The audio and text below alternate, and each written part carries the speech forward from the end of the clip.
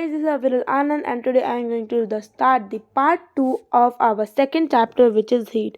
So in this video we will start from our next topic, which is measuring temperature. Measuring temperature. Temperature of an object is measured using a thermometer. जो एक object का हम लोग को अगर temperature measure करना होता है तो हम लोग उस ऑब्जेक्ट का टेम्परेचर किससे मेजर करते हैं? थर्मामीटर से. There are different types of thermometer which are used these days.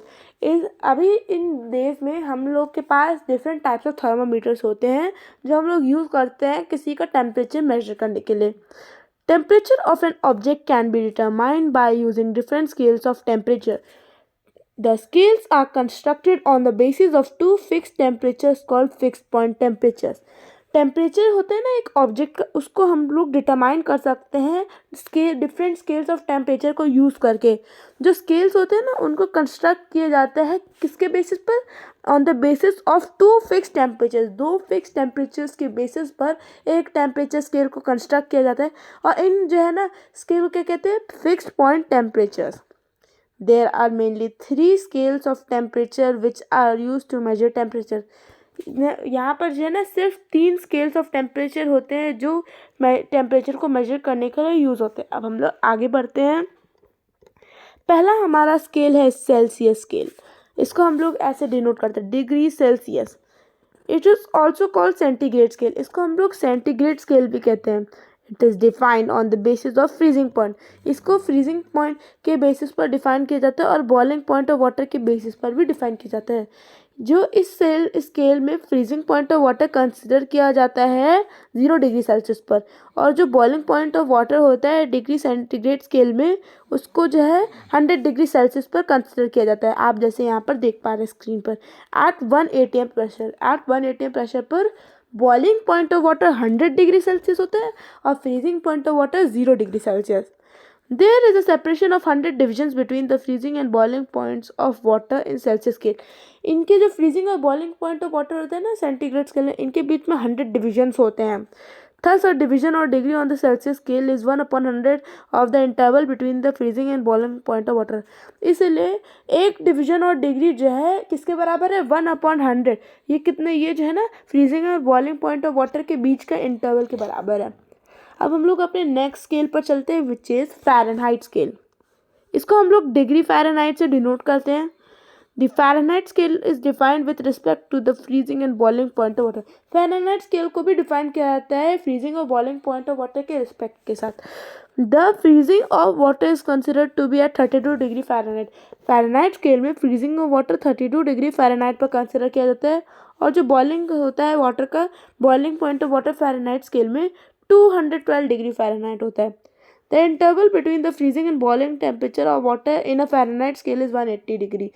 जो ना इंटरवल होता है फ्रीजिंग और बॉइलिंग पॉइंट, जो फ्रीजिंग और बॉइलिंग पॉइंट के बीच में जो इंटरवल होता है उनके बीच में 180 जो है डिविजन्स होते हैं. तो इन दोनों के बीच में फ्रीजिंग और boiling point of water Fahrenheit scale में 180 डिविजन्स होते हैं. इसलिए 1 degree on the Fahrenheit scale, 1 degree अगर होता है फ़ारेनहाइट स्केल का तो ये जो है किसके इक्वल होता है? 1/80 of the interval between freezing and boiling point of water. ये जो है ना 1/180 होता है ये ना इंटरवल का फ्रीजिंग और बॉइलिंग पॉइंट ऑफ वाटर का. अब हम लोग अपने लास्ट स्केल पर चलते हैं, ये जो हमें क्लास 7 में पढ़ाया जाता है, kelvin scale. Kelvin is the SI unit of temperature. Kelvin क्या है? एसआई यूनिट ऑफ टेम्परेचर है. केल्विन स्केल में फ्रीजिंग पॉइंट ऑफ वाटर को कंसिडर किया जाता है 273.15 डिग्री 273.15 केल्विन में. जो इन केल्विन स्केल में freezing point of water 273.15 degree kelvin होता है as shown in the screen. और जो बॉइलिंग पॉइंट होता है वाटर का उसको हम लोग कंसिडर करते हैं 373.2 केल्विन इन केल्विन स्केल में boiling point of water. For kelvin scale जो है 0 केल्विन किसके बराबर होते हैं? -273.15 डिग्री सेल्सियस. और ये किसके इक्वल टू होता है? -459.67 डिग्री फ़ारेनहाइट. ये तीनों के रिलेशन है इसके बीच में. अब हम लोग देखेंगे जो 3 टेम्परेचर स्केल्स हैं इनके बीच का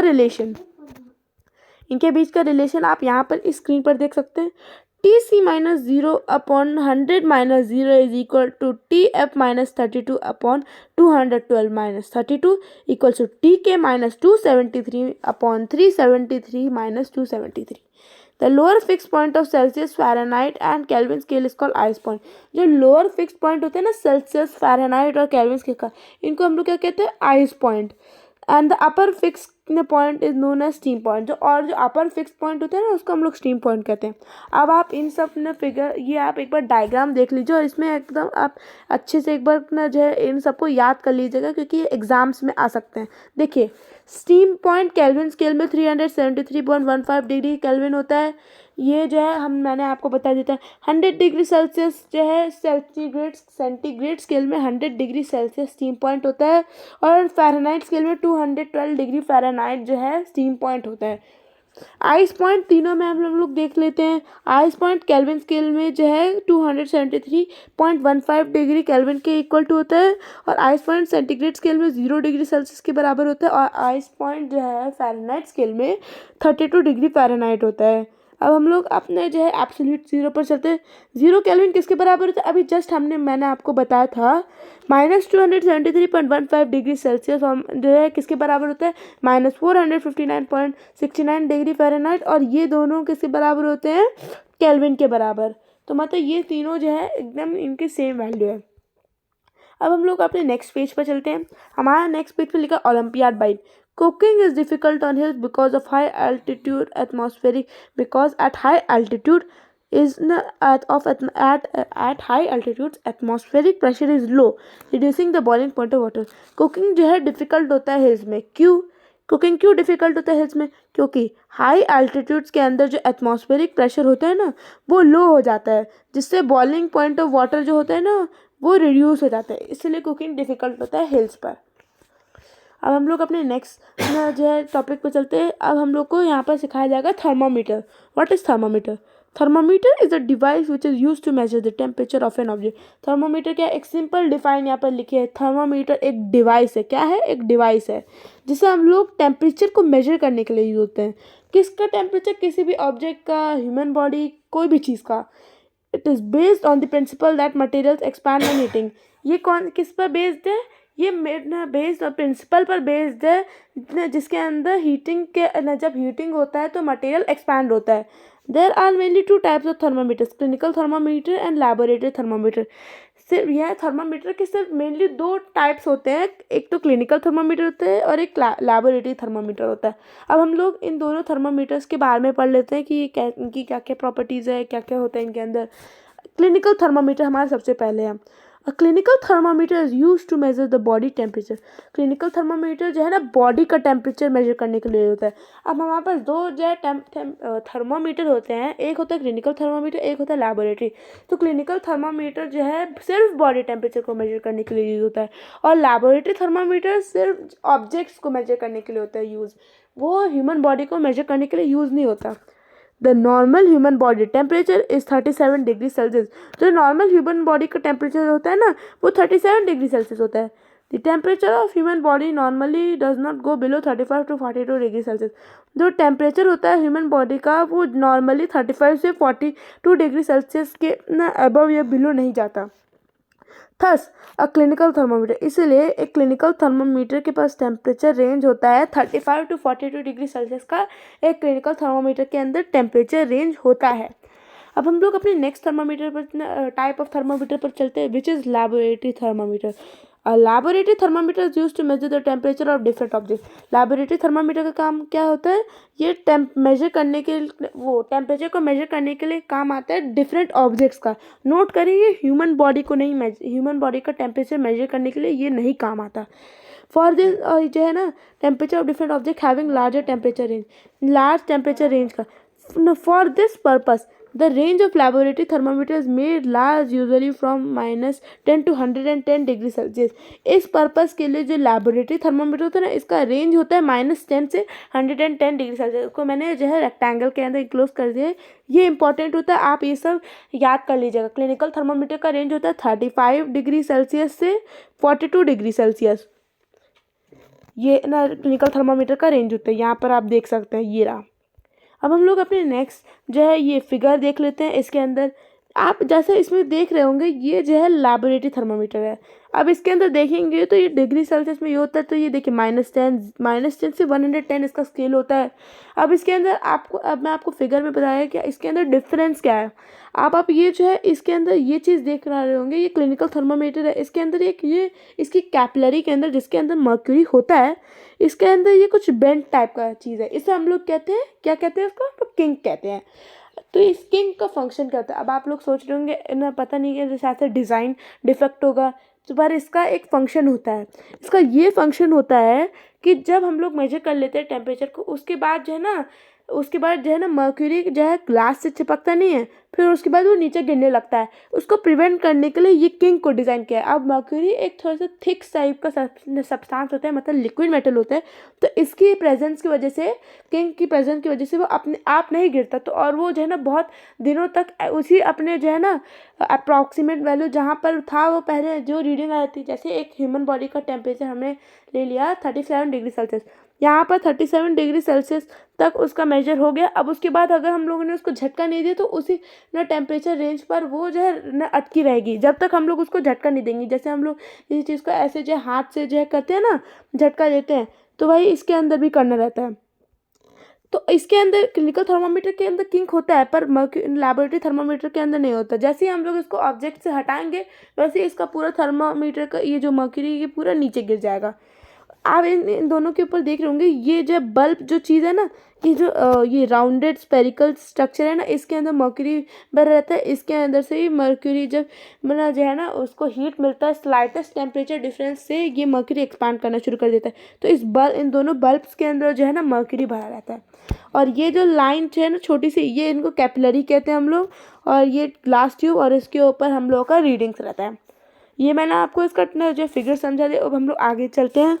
thermometers are made using different material. Thermometers को डिफरेंट मटेरियल्स का यूज़ करके बनाया जाता है। जो मोस्ट कॉमन थर्मामीटर है ना, वो मर्क्यूरी थर्मामीटर्स होते हैं। कौन से थर्मामीटर्स होते हैं? Mercury thermometers. मैं यहाँ पर आपको दिखा देता हूँ, यहाँ पर लिखा है mercury thermometers, in which mercury is use to measure temperature. इनके अंदर क्या होता है? मर्क्यूरी टेम्परेचर को मेजर करने के लिए यूज होता है। एक लार्ज और यूनिफॉर्म एक्सपेंशन प्रोड्यूस होता है। अगर मर्क्यूरी को जस्ट स्लाइटेस्ट चेंज भी मिला टेम्परेचर के अंदर, तो मर्क्यूरी एक्सपैंड करने लगती है। और जो है मर्क्यूरी जो है ना, जैसे मैंने आपको बताया था, जो अंदर ग्लास की जो कैपिलरी होती है ना, उसके अंदर जो है ना स्टिक भी नहीं करती और मूव करते स्मूथली। ग्लास की जो स्टेम के अंदर जो है ना, ग्लास की कैपिलरी या स्टेम आप जो भी कह लें, इसके अंदर जो है ना एकदम मूव करती है स्मूथली, जिसकी वजह से ये सब प्रॉपर्टीज़ की वजह से मर्क्यूरी को जो है ना बेस्ट माना जाता है, बेस्ट सूट करता है टेम्परेचर डिफरेंसेस को मेजर करने के लिए। एक क्लिनिकल थर्मामीटर जो है ना, जो मर्क्यूरी यूज़ करती है, उसके पास एक किंक होता है अपने बल्ब के पास। जैसा मैंने आपको फिगर में बताया था, वो जो बल्ब टाइप का स्ट्रक्चर है ना, मैं आपको फिर से एक बार दिखा देता हूँ। ये देखिए, यहाँ पर आप ये किंक देख पा रहे होंगे। ये जो चीज़ है ना, ये किंक, ये जो ऐसे मुड़ा हुआ है, ऐसे ये मुड़ा हुआ है, इसको किंक कहते हैं। ये बल्ब के पास है, ये आप जैसे देख पा रहे हैं, इस बल्ब के पास है ये किंक। तो यही चीज़ अब इसमें बता रहा है कि किंक का फंक्शन क्या होता है। किंक जो है प्रिवेंट करता है मर्क्यूरी लेवल को अपने आप से ही जो है फॉल करने से, जब उसको जो है ना, जब थर्मामीटर को हम लोग बॉडी से दूर ले जाते हैं, जब मतलब उसके कांटेक्ट में नहीं रहता बल्ब बॉडी के सरफेस या माउथ के अंदर, तो उससे अपने आप से मर्क्यूरी को गिरने से किंक क्या करता है? प्रोटेक्ट करता है। अल्कोहल एक अनदर एग्जांपल है। अल्कोहल जो है हमारा एक और एग्जांपल है, जो है अनदर लिक्विड होता है जो हम लोग थर्मामीटर्स के अंदर यूज़ करते हैं। It is usually use in thermometers to measure very low temperature. ये जो है ना थर्मामीटर्स में यूज़ होता है जिनको जो है बहुत ज़्यादा कम टेम्परेचर मेजर करना होता है, क्योंकि ये जो है ना बहुत कम, हद से ज़्यादा कम टेम्परेचर पर ये फ्रीज होता है अगर कंपेयर करें मर्क्यूरी से। तो there are also solid and gas thermometers which are all designed for specific temperature ranges। यहाँ पर जो है ना सॉलिड और गैस थर्मामीटर्स भी होते हैं जो स्पेसिफिक टेम्परेचर रेंजेस के लिए डिज़ाइंड होते हैं। हम लोग अपने नेक्स्ट पेज पर चलते हैं। Nowadays digital thermometers are used इस अभी के समय में डिजिटल थर्मामीटर्स यूज़ हो रहे हैं जिनके पास एक प्लास्टिक की बॉडी होती है। इनके पास एक प्लास्टिक की बॉडी होती है और ये इजी टू यूज़ है। क्या होता है? Easy to use. It provides accurate readings in the form of digital display. जैसा आप इस फिगर में देख पा रहे हैं, इसके अंदर यहाँ पर एक्यूरेट रीडिंग मिलती है डिजिटल डिस्प्लेस के फॉर्म में अंदर। हम लोग को इसके अंदर जैसे क्लिनिकल थर्मामीटर के अंदर हम लोग को बहुत मुश्किल से, मतलब उसकी कैपिलरी बहुत छोटी होती थी, तो जो है हम लोग को जो है ना थोड़ा सा ध्यान लगाना पड़ता था जिससे हम लोग रीडिंग एक्यूरेटली पढ़ पाए। The least count of a measuring device is defined as that the minimum value for a measurement that can be measured using a measuring device. अब ये लीस्ट काउंट क्या होता है? लीस्ट काउंट जो है किसी भी मेजरिंग डिवाइस का लीस्ट काउंट को कैसे डिफाइन किया जाता है कि उसका जो मिनिमम वैल्यू होता है ना मेजरमेंट का, उसको हम लोग उसी मेजरिंग डिवाइस से मेजर कर सकते हैं। Thus, if a thermometer has a range of 35 to 45 degree, अब इसके अंदर एग्जाम्पल से हम लोग को समझाया रहा है कि अगर कोई भी थर्मामीटर को 35 से 45 डिग्री सेल्सियस का टेम्परेचर रेंज है और उसके अंदर 100 डिवीजन है। कितने डिवीजन्स? 100 डिवीजन। तो हम लोग जो है ना लीस्ट काउंट को कैसे कैलकुलेट करेंगे? तो आप इस फॉर्मूले के अंदर देख पा रहे हैं, हम लोग को रेंज पहले देखना है। हाईएस्ट रेंज क्या है? 45 degree Celsius. Lowest range 35 degree Celsius. इन दोनों को हम लोग को माइनस कर देना है। तो हम लोग का हो जाएगा ये 45 माइनस 35 ना, तो इसका आंसर आ जाएगा हमारा 100 वो माइनस 10 नहीं, सॉरी गाइस, 10 डिग्री सेल्सियस। और हम लोग का इसके नीचे ज़ीरो भी रहेगा, ये ज़ीरो एज इट इज़ रहेगा क्योंकि इसके अंदर कुछ रहेगा नहीं। तो ये हमारा फाइनल आंसर 0.1 डिग्री सेल्सियस आएगा। क्या आएगा हमारा final answer? 0.1 degree Celsius. Thus इस थर्मामीटर का जो मिनिमम टेम्परेचर डिफरेंस है, इसीलिए इस थर्मामीटर का मिनिमम टेम्परेचर डिफरेंस है जो मेजर किया जा सकता है, मतलब इसके अंदर तो एक्यूरेसी कम हो सकती है। तो 0.1 डिग्री सेल्सियस ये बढ़ सकता है या घट सकता है अगर टेम्परेचर मेजर करने में। अब हम लोग अपना नेक्स्ट ना टॉपिक देखते हैं, transfer of heat. When the object with higher temperature comes in contact with object at lower temperature, जब एक ऑब्जेक्ट ने हायर टेम्परेचर के साथ किसके कांटेक्ट में आता है? Object at lower temperature. किसी भी ऑब्जेक्ट जिसका लोअर टेम्परेचर उसके साथ कांटेक्ट में आता है, तो ये ऑब्जर्व किया जाता है कि कुछ देर के बाद जो है there is increase in temperature of the latter while the former formal experience decrease in temperature. तो जो है ना इसमें ना दिया जाता है कि एक इंक्रीज होता है टेम्परेचर के अंदर, लैटर के टेम्परेचर के अंदर इंक्रीज होता है और फॉर्मर के ना जो है ना एक्सपीरियंस, और जो फॉर्मर होता है ना वो एक्सपीरियंस करता है डिक्रीज इन टेम्परेचर। क्या एक्सपीरियंस करता है? Decrease in temperature. ये इसलिए हैपन होता है क्योंकि जो ऑब्जेक्ट होता है हायर टेम्परेचर पे, ये अपनी जो कुछ हीट एनर्जी है उस ऑब्जेक्ट को ट्रांसफ़र कर रही है जिस ऑब्जेक्ट का लोअर टेम्परेचर है। इसमें ये नहीं, हायर टेम्परेचर से हमेशा लोअर टेम्परेचर में हीट एनर्जी सब ना वो हीट एनर्जी मतलब एब्जॉर्ब होती है। तो this process is known as transfer of heat. इस प्रोसेस को हम लोग क्या कहते हैं? Transfer of heat. Transfer of heat. Heat can be transfer between objects mainly by 3 processes. Heat को हम लोग जो है ऑब्जेक्ट्स के बीच में ट्रांसफर कर सकते हैं 3 प्रोसेसेस की हेल्प से। ये क्या है? Conduction, convection, radiation. तो गाइस आज के लिए इतना ही। मैं आपको अगले पार्ट में ही कंडक्शन, कन्वेक्शन एंड रेडिएशंस कैसे होता है ये सब सिखा दूंगा। और अगले पार्ट, और अगर आपको ये वीडियो अच्छी लगी, तो अगर आपको ये वीडियो बेनिफिशियल लगी तो please like, subscribe, share and comment करें जिससे मुझे सपोर्ट मिले और मैं आपके लिए ऐसी और अच्छी इंटरेस्टिंग वीडियोस बना पाऊँ। Thank you guys.